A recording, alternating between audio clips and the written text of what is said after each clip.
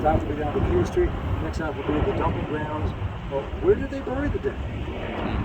If you were black, after 1850, you could not by law be buried in the district.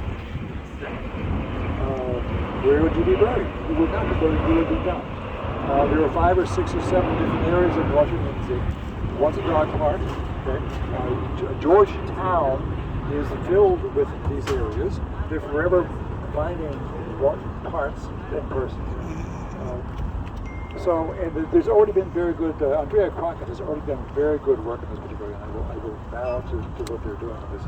But the more that we can learn this particular area, with the indigenous or first peoples, and I call them that rather than Indian Americans or First Nation, because again, of the language. We are importing a kind of language on people's experiences.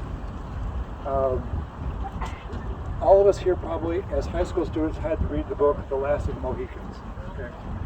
After Lakota in 1890, 4 years after Roosevelt said the only good Indian's the dead Indian. This is President Teddy. 4 years later, 300 old men, old women, and children, because there were no more warriors at that particular point. So at that particular end of time, you began to see the kinds of the reclamation in fantasy of the indigenous person, the noble Indian. Right?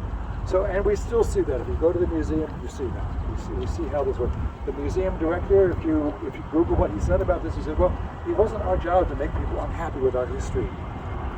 We simply want to, correct me if I'm wrong, he said, we want to show them that it's still present and still happening now. Does that make a little difference about how this was? So Pocahontas is part of that particular narrative.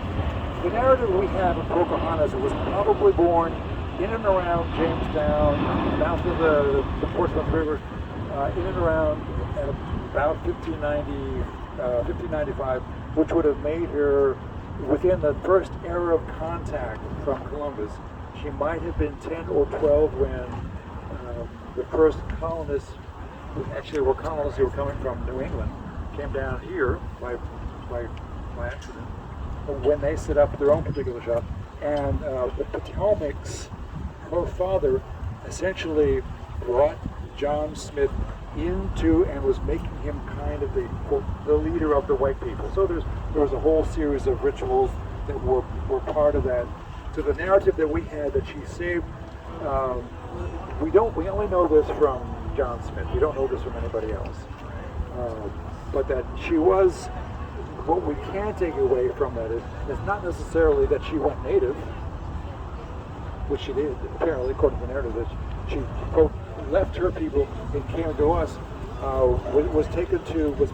married John Rolfe, was taken to Britain to meet the Queen, and again, she functions as an oddity, kind of as and then she's taken, and she dies, and she's buried at Gravesend in